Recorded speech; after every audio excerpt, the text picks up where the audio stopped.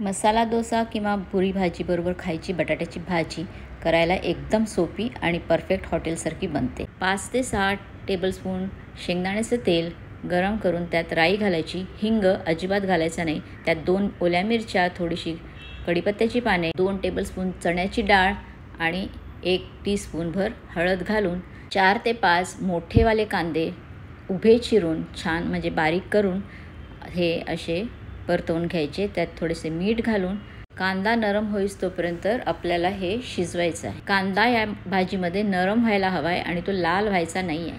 तर त्याच्यासाठी आपल्याला कधीकधी असं झाकून शिजवायला लागेल. नाहीतर कधी कांदा आपल्याला शिजायला थोडासा कठीण असतो. एखादा कांदा शिजण्यामध्ये थोडासा वेळ लावतो. तर झाकून बघितलं आणि जर का तुम्हाला वाटला की हा कांदा शिजायला वेळ लागतो आहे, तर त्याच्यामध्ये तुम्ही थोडंसं पाणी घालून शिजवा. त्यांनी अगदी भाजी सुंदर होते. का म्हणजे कांदा याच्यामध्ये अगदी नरम सुंदर शिजला तर भाजी खूपच सुंदर होते. तर आता इथे कांदा शिजलेला आहे. तर मी आता गॅस थोडासा मोठा करून पाणी पूर्ण आटवून घेते आणि आता ही छानसं पाणी निघून गेलेलं आहे.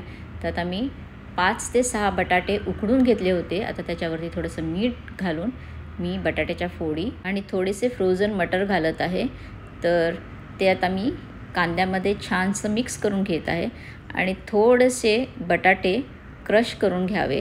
जर का तुम्हाला हवे असतील तर तुम्ही फोडी करतानाच त्या क्रश करून घालू शकतात. नाहीतर शिजताना असे कांद्याबरोबर दडपून असे एकजीव करू शकतात. थोडंसं मग झाकून मस्त एकजीव झालेली भाजी तयार आहे खायसाठी.